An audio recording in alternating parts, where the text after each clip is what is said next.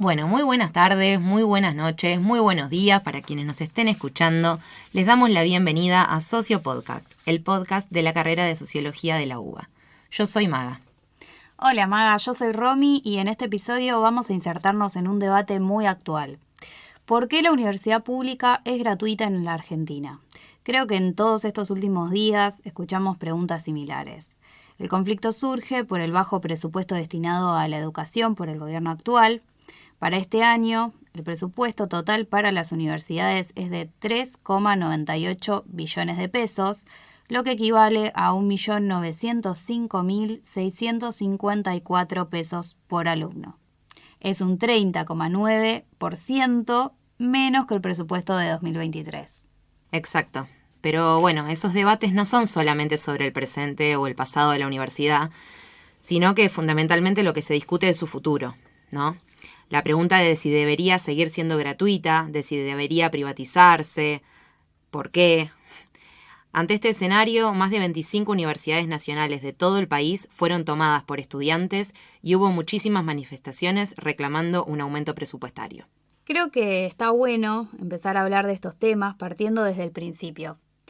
Si no entendemos por qué o cómo se originó la educación pública en Argentina, es muy difícil poder pensar en el presente o en el futuro. Si nos vamos a los comienzos del Estado-Nación argentino, después de la independencia y con la consolidación de un gobierno que controlara casi todo el territorio actual nacional, en la década del 80 empieza a organizarse lo que conocemos hoy como la República Argentina. Y eso incluye obviamente a la educación. Digo obviamente porque parte de empezar de cero, construyendo un país, tiene que ver con organizar sus instituciones más importantes.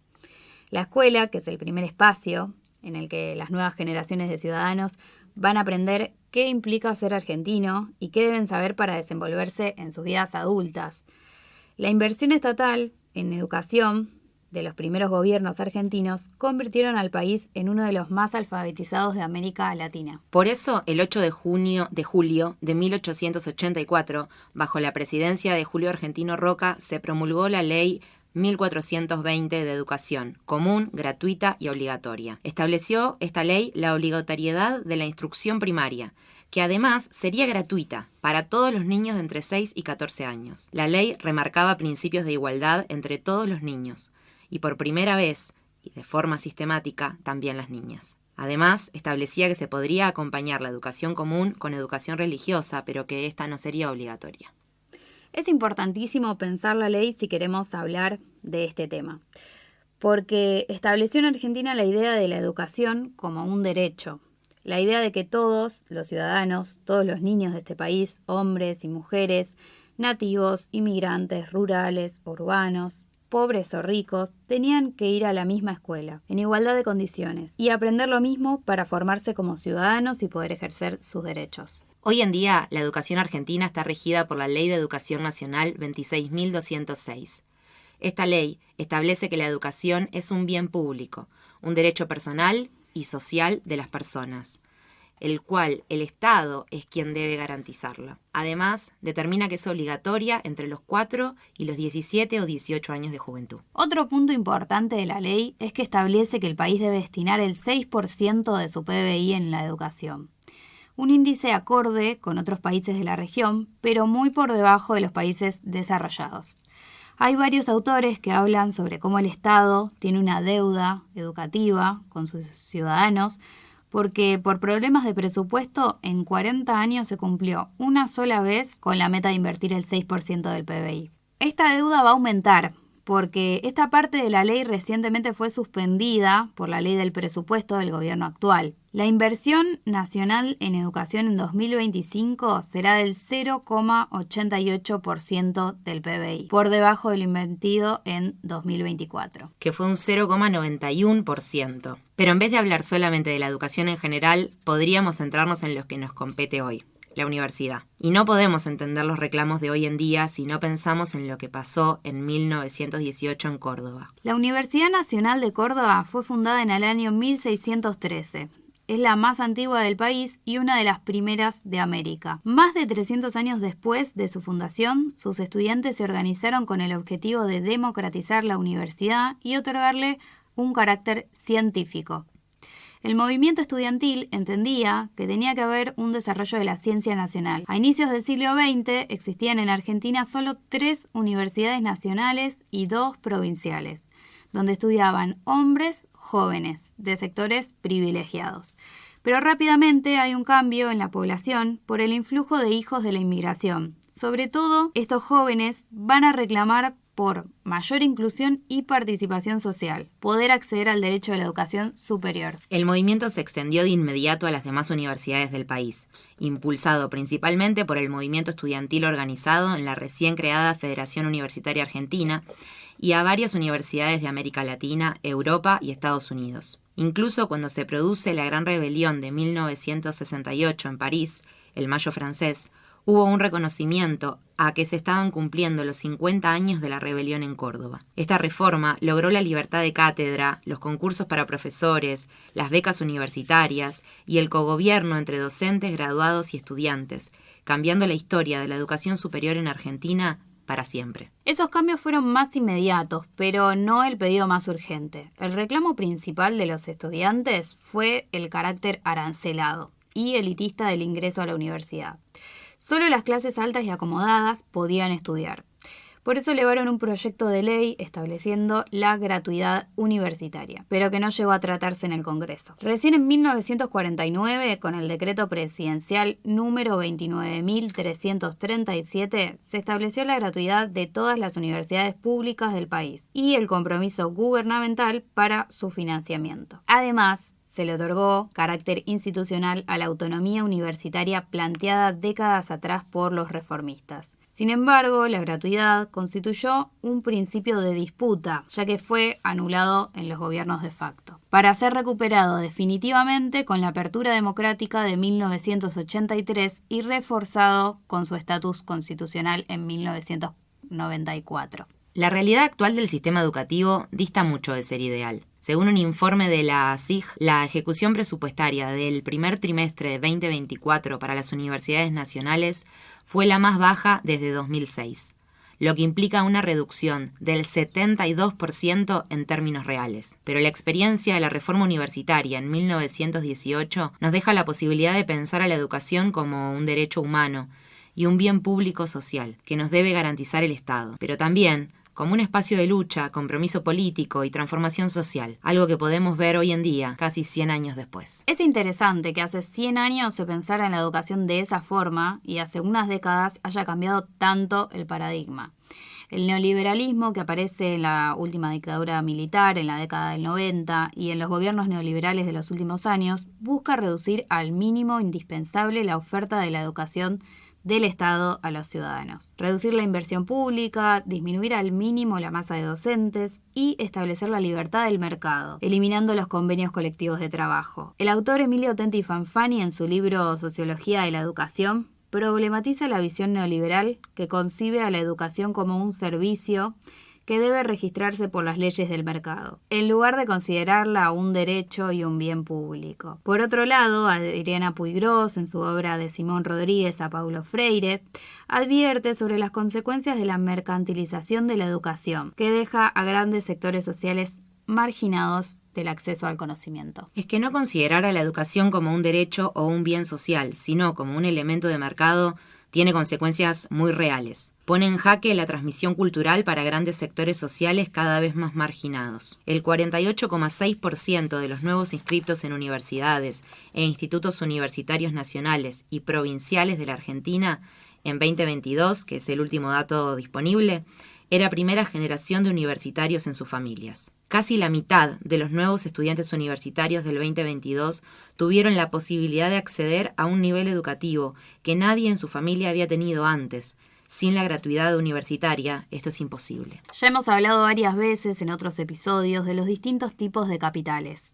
La educación gratuita permite que sea más democrático el acceso al capital cultural, permitiendo que sectores de la población que no podrían acceder a una educación arancelada puedan estudiar una carrera universitaria. Y también democratiza el capital social, porque la educación se convierte en un lugar de encuentro de personas distintas de distintas clases sociales. Y no hay que olvidarnos del capital más famoso. Una educación en muchos casos puede llevar a trabajos mejores pagos que los puestos no calificados, mejorando el capital económico de los egresados. En promedio, los universitarios son quienes mejores ingresos tienen. Hace un rato, Romy, decías que los jóvenes inmigrantes fueron parte importante de la reforma universitaria de 1918, pidiendo por igualdad de condiciones en el acceso a la educación superior. Recordemos que entre 1860 y 1930 arribaron a la Argentina alrededor de 6 millones de inmigrantes, aumentando considerablemente la cantidad de población en el país. Estos jóvenes recién llegados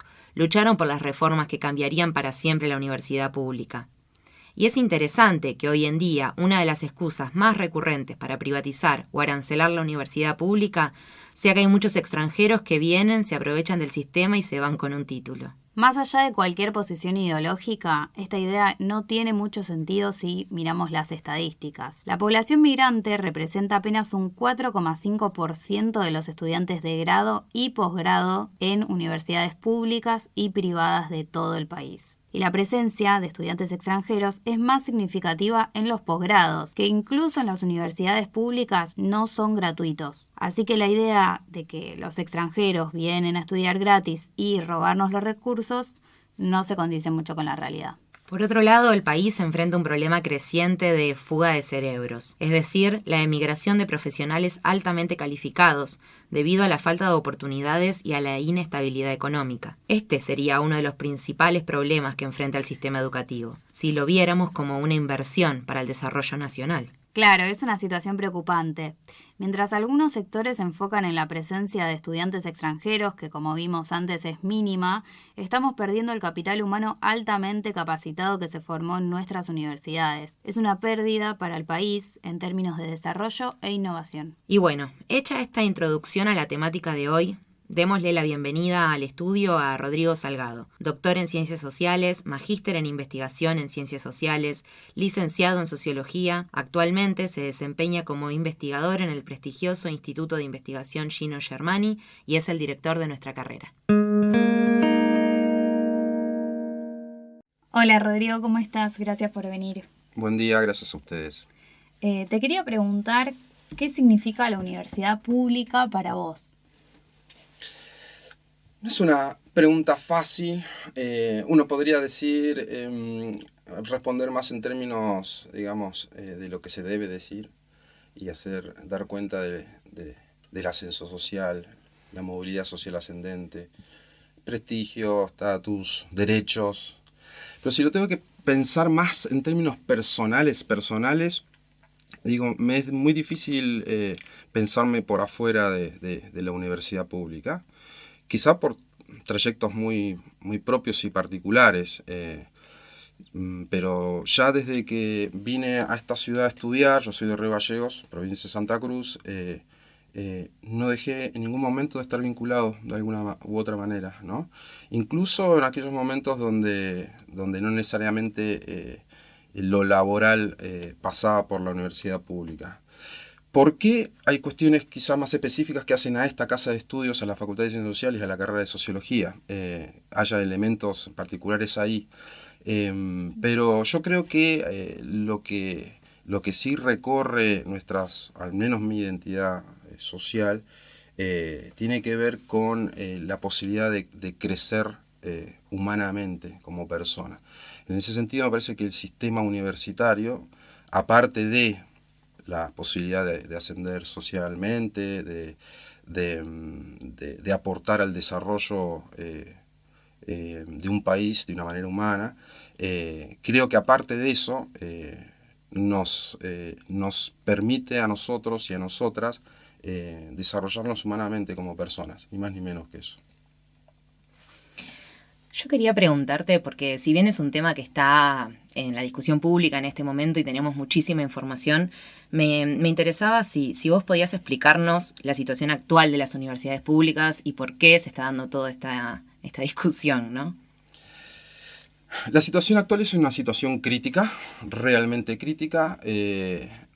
Para decirlo de manera breve, el presupuesto de nuestras universidades nacionales de este año es igual al presupuesto del año pasado, y hemos atravesado el ajuste más grande de la historia de la humanidad, dicho por el mismísimo presidente de la Nación. La perspectiva, o en términos, digamos, a futuro, tampoco es bueno porque el presupuesto que se está planteando para el 2025 no nos permitiría funcionar adecuadamente. Sería incluso un retroceso.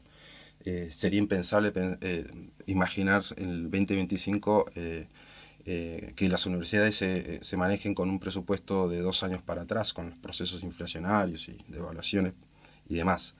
En ese sentido es crítica y así lo ha entendido, por supuesto, la propia comunidad universitaria en las distintas universidades nacionales, pero así lo está entendiendo también la propia sociedad porque la universidad, la educación pública, si se quiere en términos de sistema en general, pero la educación universitaria pública en particular, constituye todavía un elemento de centralidad en términos de valores sociales que nuestra sociedad toma, digamos, como necesario fortalecer y sostener. La salud quizá podría tener las mismas características similares, pero la educación en mayor medida, digamos. Y tiene que ver con ciertos valores que se han construido históricamente a lo largo, en los años en este país. El capítulo que le pusimos al podcast es ¿por qué la universidad es gratuita en Argentina? ¿Funciona esto? ¿Vos crees que debería ser gratuita? Es un derecho, es una conquista de los sectores de trabajadores y trabajadoras que así que la universidad sea gratuita, o más que gratuita, no arancelada, porque supone gastos. Hoy incluso un estudiante o una estudiante que tiene que venir a estudiar tiene un gasto mínimo que es el de transporte que está por las nubes. Y sí, por supuesto, es un derecho, es una conquista del pueblo. Y aparte es una inversión del Estado Nacional sobre sus futuras generaciones y sobre su propio país. No hay estudio que no dé cuenta de la formación universitaria o los grados de formación en general o de educación en general y su relación con el bienestar social. Digo, es así acá y en cualquier parte del mundo. Pero aparte de esa relación, digamos, o de esa correlación, es un derecho, es una conquista. No es, digamos, una dádiva, es una conquista, es un derecho que supone un esfuerzo del Estado que deberían ser progresivos en términos impositivos, digo, porque se habla mucho de esto de que los pobres están financiando y en realidad, como lo hemos escuchado de manera brillante, uno lo que plantea es la progresividad de los impuestos y lo que este gobierno está expresando es justamente todo lo contrario, ¿no? Que los sectores más acomodados sus ingresos se vean acrecentados con excepciones impositivas, con beneficios y demás, y que por otro lado caiga, digamos, este esfuerzo mesiánico al que nos lleva el gobierno, esfuerzo presupuestario y fiscal, caiga sobre las espaldas de los sectores más postergados o sobre nuestro pueblo. Y la educación pública, el sistema universitario público, en su pérdida, en su déficit, digamos, es una muestra más de todo ese proceso. ¿Cómo te imaginas que se resuelve esta situación? O sea, ¿qué perspectivas tenés a futuro? Perspectivas. Lo interesante, o positivo, si es que hay algo, pero sí lo hay, hay que hacer el esfuerzo como para poder, ahí donde existe el dolor, que haya algo de bueno, de positivo, es que en todo este proceso se están generando infraestructuras organizativas y saldos organizativas sumamente importantes. En principio, la articulación de todas las instituciones, esto que denominamos sistemas, pero es un saldo positivo, digamos, principalmente también el movimiento estudiantil. Digo, ahora me parece que estamos en un momento donde la palabra principal la está teniendo el movimiento estudiantil con las tomas y demás. Por supuesto no es el único actor el movimiento estudiantil, están también las gremiales docentes y no docentes, digamos. Hay un saldo, y eso en coordinación expresa un saldo organizativo que debería, desde mi perspectiva, ir creciendo en términos de densidad social a lo largo del tiempo. Pero la batalla es dura, porque supone también un ejercicio, va a suponer un ejercicio, supone todo el tiempo, sumamente difícil y arduo de poder instalar estos debates en un espacio social más amplio, ¿sí? En esto que se ha denominado como la batalla cultural. La batalla cultural expresa, digamos, una lucha en un plano social, cultural, digamos. Y a esa instalación es difícil de realizarla, pero desde mi perspectiva se está en el camino correcto. No voy a hacer futurología, digo, lo que sí estoy seguro de que nada dura para siempre, ¿sí? Digo, en todo caso, cada uno de nosotros y nosotras tenemos responsabilidad en generar las precondiciones para que lo que queremos que no dure, efectivamente no dure, ¿sí? Hay, en ese sentido, agencia, ¿sí? Hay agencia humana, hay posibilidades de que los actores y las actrices actúen y construyan su propio destino, su propio camino colectivamente. Me parecía súper interesante esto que traías de pensar que la salida va de la mano de una lucha colectiva, ¿no? Donde de repente los estudiantes ahora están tomando esta punta de lanza, pero que también involucra a los docentes, que también involucra al resto de la sociedad civil, ¿no? A los trabajadores, ¿no? Que me suena ese cántico que aparece de, bueno, como en el Cordobazo. ¿Vos crees o te da esperanzas que ese tipo de unión, crees que eso está en vías de suceder? Yo creo que se está construyendo, sí, sí. En principio uno podría decir que hoy por hoy, ¿no? La protesta asume características de una protesta de la comunidad universitaria educativa, pero con grados de ampliación, ¿sí? A periferias, digamos. Hay indicios de articulación con otros sectores sociales y hay una lucha puesta en un plano cultural, ¿no? Con la participación, digamos, o la voz de estas comunidades en el escenario público, ¿no? La cuestión es cómo sostenerlo y cómo profundizar esas articulaciones, ¿sí? Con esos otros actores sindicales, no necesariamente universitarios, con todos aquellos movimientos sociales que también, cuyos integrantes también se vieron fuertemente afectados por este ajuste del gobierno de Milei, por los sectores organizados de jubilados y jubiladas. Digamos, hay todavía un trabajo fuerte, organizativo, de articulación que hacer. Se están generando esas precondiciones de esa articulación, ¿no?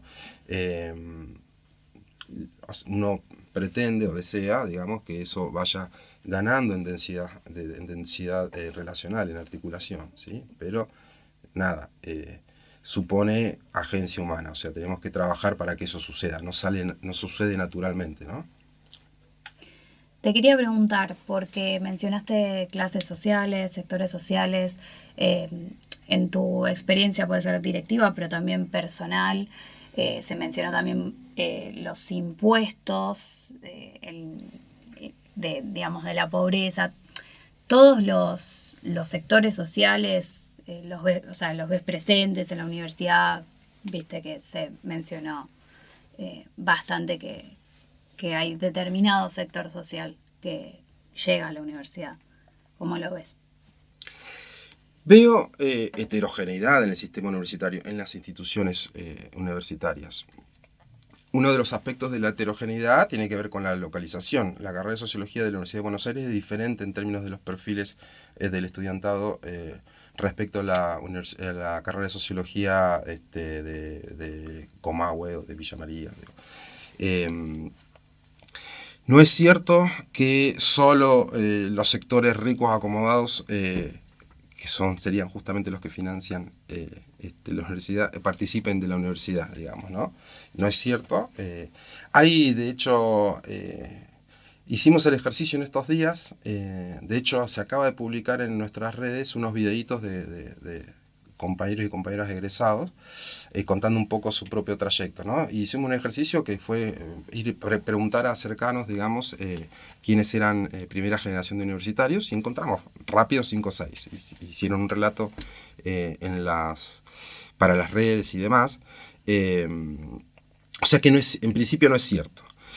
Según al menos la información que nosotros tenemos, no hay una encuesta sistemática hecha desde la facultad, se está trabajando sobre eso para conocer un poco los perfiles y demás, pero nosotros hicimos un ejercicio en el 2022, una breve encuesta a estudiantes, veníamos de la pandemia, quizás el objetivo no estaba enfocado tanto en ver este tipo de cuestiones, sino en otros, en conocer las características de nuestro estudiantado. Y si bien no preguntamos por padre y madre, sí preguntamos por jefe o jefa de hogar de nacimiento. Y si bien no puedo decir, no puedo dar un porcentaje de primera generación de egresados, sí puedo decir que la mitad, ¿sí? La mitad de quienes respondieron la encuesta, estudiantes de la carrera de Sociología en el 2020, el jefe de hogar de nacimiento, la mitad, había transitado por establecimientos universitarios, ¿sí? Tenían universitario terciario completo. Y también puedo decir que un 30% de esos que respondieron la encuesta, un 30%, el jefe de hogar o la jefa de hogar tenía hasta secundario completo, ¿sí? Es decir, no es el 100% de padres o jefes o jefas de hogar, madres universitarias, pero tampoco creo, es una hipótesis, habría que hacer un estudio más riguroso. Nuestros niveles, siendo la Facultad de Ciencias Sociales de la Universidad de Buenos Aires, son los niveles que puede tener una universidad nacional en el conurbano bonaerense, donde sí eso es marcado, es un observable, ¿sí? Así un periférico si querés, nada muy riguroso y científico, aunque hay números, pero es un observable, lo ves, te das cuenta, ¿sí? Los perfiles son variados. Lo que no es cierto es que en este tipo de establecimientos como la Universidad de Buenos Aires no haya primera generación de universitarios, porque los hay. Igual, exacto, los hay. Acá la compañera que acaba de levantar la mano, yo soy una. Igual ese no es el punto. Porque uno puede pertenecer a una familia y ser, de hecho, primera generación de universitarios, pero no dice nada de las características sociales de esa familia. O sea, Franco Macri no es universitario, ¿sí? O sea, está bien, es un proxy, dice más en algunos lugares que en otros, ¿se entiende? Dice más en algunos lugares que en otros. Pero bueno, nada, estamos trabajando igual para tener registros más rigurosos, no desde la carrera de la facultad se está trabajando muchísimo, doy fe, porque de hecho hemos visto material ya que nos permitirá tener información más precisa. Por último, y un poco para cerrar, me gustaría preguntarte, ¿qué le dirías a una persona que está considerando estudiar sociología en una universidad pública? Que lo haga. A ver, no puedo hablar de las instituciones, del resto de las instituciones, porque no las conozco, no las conozco tanto, digamos. Puedo conocer algunos aspectos, sus estructuras curriculares y demás, pero sí puedo hablar desde la disciplina, si se quiere, desde la sociología. La sociología es una ciencia, es una disciplina hermosa, y esta carrera es una carrera hermosa para cursar. De hecho, estábamos hablando afuera un poco sobre eso. Aquellos y aquellas quienes tienen estudiantes secundarios, por ejemplo, tienen alguna inquietud referida a lo social,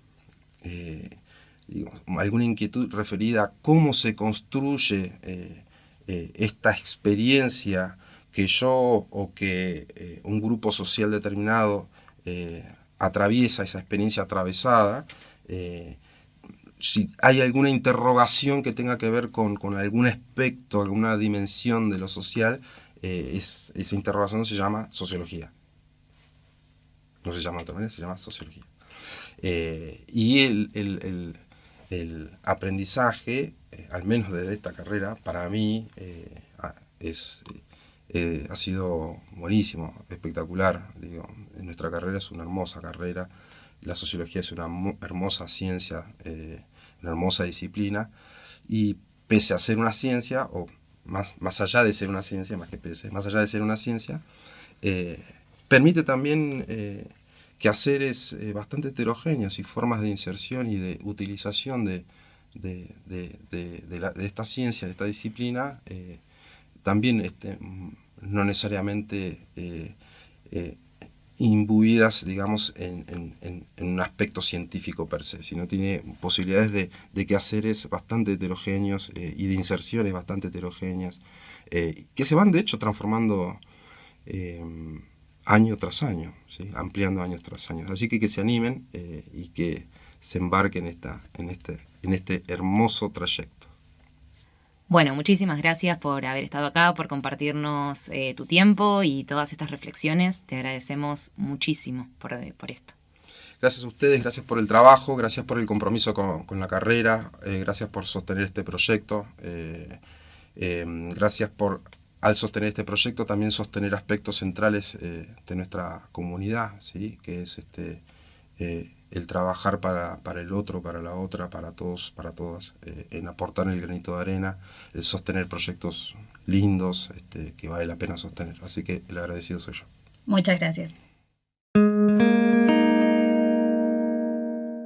Bueno, después de la charla que tuvimos con Rodrigo y la introducción que hicimos antes, creo que podemos responder la pregunta, ¿no? ¿Por qué la universidad es gratuita en Argentina?